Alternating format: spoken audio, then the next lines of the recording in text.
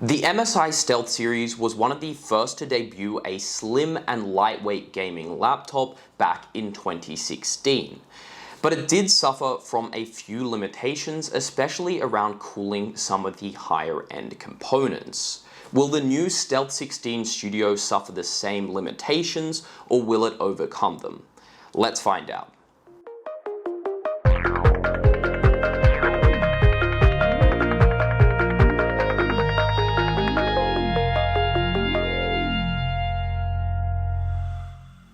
Hi guys, and welcome back to the Epic PC channel, and today we're sitting down with the MSI Stealth 16 Studio, the most recent to debut into the much acclaimed Stealth series of laptops. Now this laptop features a NVIDIA RTX 4070, and that's going to be at 105 watts TDP. It also features an Intel i7-13700H, 32 gigs of DDR5, a 2TB NVMe, and a 16-inch screen which is at 2K 240Hz.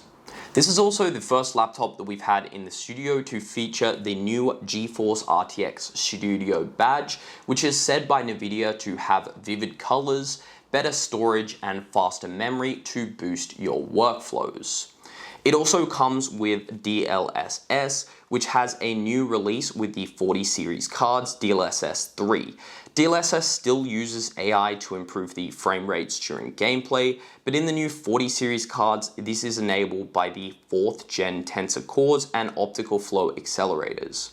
With the 4070 in this machine, we are seeing an even bigger gap between 80 and 90 variants with DLSS enabled.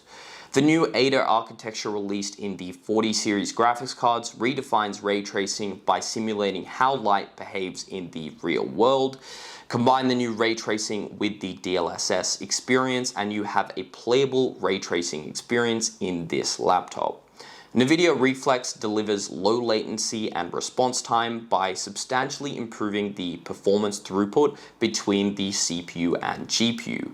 This has been further optimized in the 40 series cards. The whole package of the Stealth 16 is obviously extremely lightweight and compact considering the name tag Stealth. It comes in at a thickness of 19.95mm across the entire profile of the laptop, which is notable because on other versions such as the GE78 we've reviewed in the studio, it has a rear exhaust bump, which adds a lot of weight and size to those specific laptops. It comes in at a weight of 1.99 kilograms, which is quite lightweight and uses a new material called magnesium aluminum alloy that adds a lot of durability and also reduces that weight further. The color scheme of the laptop that we have in the studio today is called Pure White, and I particularly like it. I think it makes the laptop stand out a lot, especially when you consider the fact it doesn't have many RGBs on the exterior. Now, to protect that white finish, they have added a new coating on the alloy, which is meant to be fingerprint proof. And in testing, this works particularly well, especially when you compare it to some of the other models of laptops we've had in the studio. Now, if you don't like the white finish and constantly having to clean it, they do have a star blue finish, and that is available to you as well. The keyboard that they've used on this is a full-size compact Steel Series keyboard. Honestly, for me, this keyboard is a little bit of a miss. When you compare it to other models, the backlit RGB is a bit dull and uninspired, especially when you put it right next to the Razer. It also has put a numpad on the keyboard, which is so small that I'd hardly find any use at all for it. Another feature that is resurfaced on this laptop, and probably because it is a studio laptop, is the golden ratio. Now the golden ratio is 16:10, which means that this laptop is going to be in 2560x1600 instead of 2560x1440 that you'd find on any other 2K display. Now this is well supported by games that we have tested, and also is supported by MSI's True Color software, which lets you change the profile of the screen depending on whether you're working, playing games, or watching a movie. This laptop does use MSI's Cooler Booster 5 technology, which has dedicated configurable fan profiles depending on what type of application you're running. Now, it will kind of pick up what type of application you're running and change the fan curve depending on this, or you can control it using the MSI Center software. It also has a dedicated switch on the keyboard to turn on full fan mode, but we honestly found minimal difference between this and running it via the Cooler Booster 5 fan profiles with about 48 degrees at the hottest point. It also uses the same shared pipe design that the GE78 used, albeit with one less pipe, totaling 5 pipes and 2 fans. Under full load, the palm rest reached about 27 degrees after 10 minutes of testing. In terms of noise, with the dedicated max fans on, it pushed out about 51 dBA and around 47.5 dBA with the MSI controlled fan profile. Again, another reason why you might want to keep the max fans off. Looking back a few years ago, we did a review of the Stealth 15. That was pushing about 45.1 degrees at the hottest points and around 56.3 dBA of fan noise. So this is a marked performance improvement in terms of sound isolation with a similar temperature. On the left side, it features an RJ45 Ethernet port, HDMI 2.1, micro SD card reader, and a USB-C Thunderbolt 4. On the right side, it features an audio jack, USB-C, and 2 USB ports, and on the rear, it has the very sleek looking Stealth logo. On the battery side, the Stealth 16 has 99.9 watt hours, which is the biggest battery which is allowed to be brought on an airplane. Now on to performance, and I'm going to put this laptop head to head against the Stealth 15M that we reviewed in the studio a few years ago that featured an RTX 3060, so that should give us a good idea of what the generational improvement has been from the NVIDIA GPUs and the Intel CPUs.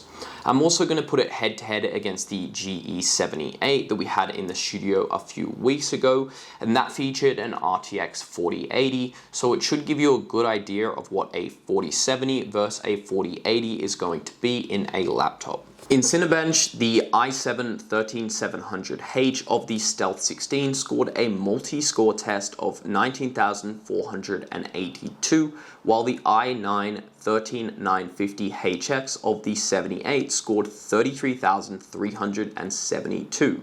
Bringing it on par with one another in the single-core test, the Stealth pulled 1,785, while the 78 scored 2,069. Personally, I think this shows a solid performance from the lower tier CPU, especially when you consider the power and cooling profiles of the two laptops. In Firestrike Standard, the Stealth 16 was able to squeeze out 26,537, smashing the previous generation's 14,072. The GE78 pulled a score of 32,980. However, Firestrike Standard is not very intense on the GPU memory, which is where Firestrike Ultra shines a real light on the performance, with the Stealth 16 scoring 6,729 and the GE78 scoring 11,455, showing a massive bump in performance for the higher tier GPU with that additional mem space.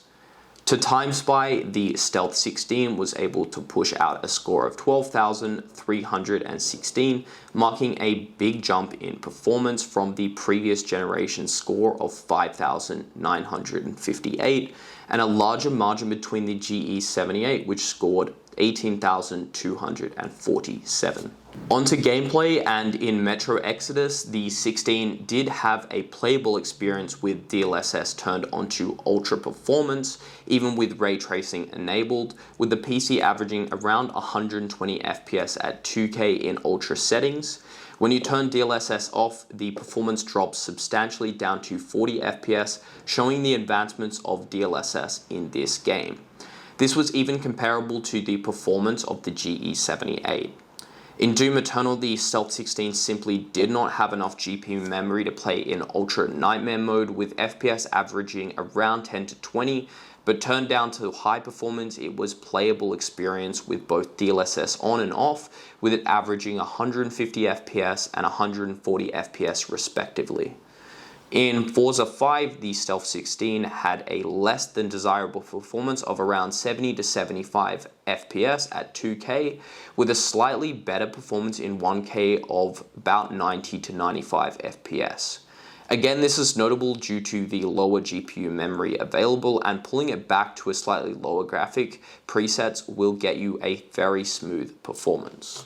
The Stealth 16 is definitely a marked improvement over the previous generations of Stealth laptops from MSI, most notably the Stealth 15 that we've had reviewed before. It simply handles heat better, it has a better screen, and with the new durable finish of the magnesium aluminum alloy that it has on this specific machine, it maintains its lightweight nature while also being very slim and compact. Now, it does suffer from some graphical memory issues, but if you don't mind pulling the graphics down on demanding AAA games, you will have a playable 2K experience on a 2 kilogram laptop, which is pretty insane. But I think the main reason that I like the Stealth 16 is the decent value of money you get for the components that you're given. When you compare it to something like the GE78 that comes in at $7,200, the $39.99 of this specific laptop doesn't seem that bad, and I honestly don't see the $3,200 difference between those two packages when you're looking at things like the performance, the screen, the build quality, and everything that comes along with the entire package. Honestly, if this laptop was around the $3,000 mark, it would be an absolute no-brainer, and with them releasing a 4060 and 4050 variant, it might be worth looking into those options if you're more budget conscious, especially the 4060 variant, which has the same amount of graphics memory that this specific unit has. Thank you guys so much for checking out the most recent video from Epic PC on the MSI Stealth 16.